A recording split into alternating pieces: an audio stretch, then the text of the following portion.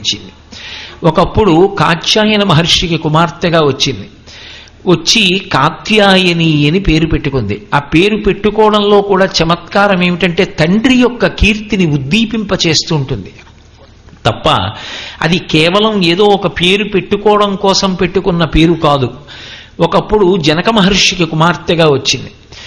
ఆమె జానకి అని పేరు పెట్టుకుంది. ఒకప్పుడు ఆకాశరాజుకి కుమార్తెగా వచ్చింది. వచ్చి పద్మావతి అని పేరు పెట్టుకుంది.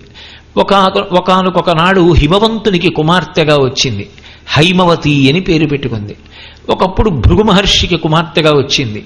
భార్గవి అని పేరు పెట్టుకుంది. ఒకప్పుడు దక్ష ప్రజాపతికి కూతురుగా వచ్చింది. దాక్షాయణి అని పేరు పెట్టుకుంది. ఆమె ఎంతమందికైనా కుమార్తెగా వస్తుంది. యథార్థమునకు ఎవరి ఇంట ఆడపిల్ల ఉన్నా పరదేవత యొక్క స్వరూపమే. కానీ ఎంతమందికైనా కూతురవుతుంది.